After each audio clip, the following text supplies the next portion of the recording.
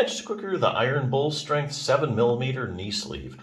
So this sleeve is made specifically for people that are having some type of knee problem or some kind of having like knee pain.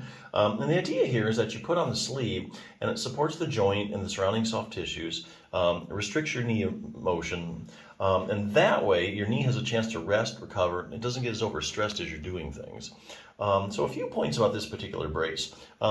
As the name says, it does have 7mm thick neoprene, which is pretty darn good.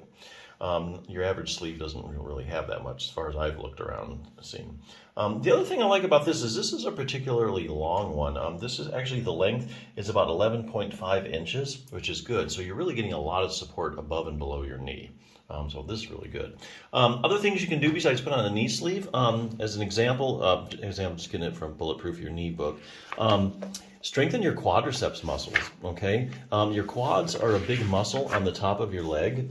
It's a main stabilizer, gives great stability to your knee. And what they're finding now is when you have a problem with your knee, you probably have decreased quadriceps strength. And some studies actually showing decreased cross-sectional area on like CT scans, meaning that it's smaller than it's supposed to be, just not as big. So, for instance, knee swelling in the quadriceps, this study demonstrated even if you have as little as 20 milliliters of fluid in your knee, which is just over a tablespoon, it's enough to decrease the strength of your quadriceps muscle. So if you have like chronic knee swelling, you probably have decreased quad strength. Knee injuries in the quad, if you ever had those, let's say, you've fractured your tibia, your lower leg bone, or any had surgery on your knee, they're finding when they look at they test people's quad strength, it's decreased, not as strong as it should be.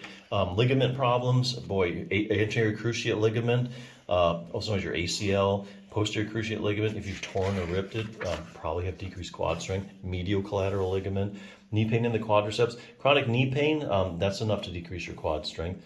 Knee arthritis in the quadriceps, now that's interesting because they've done a lot of studies showing that when people have knee arthritis, they really have greatly decreased quad strength, okay? And likewise, they find in randomized controlled trials that if you strengthen the quadriceps muscle, okay, like just quad strengthening, a lot of the arthritic pain starts to go away. And they also studies have shown that the stronger your quads are, the less progression there is of your knee arthritis. So you can actually keep your knee arthritis from progressing if you keep your quads strong. Patellofemoral pain syndrome, the list just goes on and on. It's kind of crazy. Anyway, other things you can do, fine-tune control over your knee. Here they're talking about some of the hip muscles. Sometimes you have a knee problem, and it's not really due to any problem at your knee. It's because there's a problem up at the hip. So for instance, this one talks about your hip abductors. Now the classic case is like iliotibial band syndrome. So there's actually studies where they take groups of people with iliotibial band syndrome. They test their strength of their hip abductors, which is key in keeping your pelvis level and brings your leg out to the side. And they find that it's really decreased. And likewise, there's randomized controlled trials showing that if you take people with iliotibial band syndrome and you strengthen their hip abductors, they don't have the iliotibial band syndrome anymore. So isn't that crazy? Other thing you want to do, keep your knee flexible. We all know, knee flexibility, you stretch it out. We all know your knee bends and straightens. A lot of people don't know this, but about the last 15 degrees of you straightening your leg, your knee actually rotates.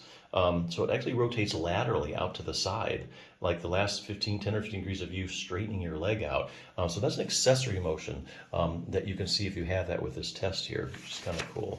And there's some stretches you can get that back.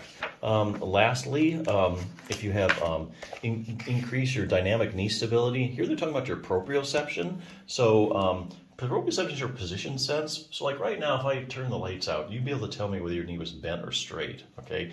That's because there's little receptors in your joint and the soft tissues around your knee, giving your brain constant feedback as to where your knee is in space. And so what they're finding is when people have knee problems, proprioception isn't really up to par what it should be.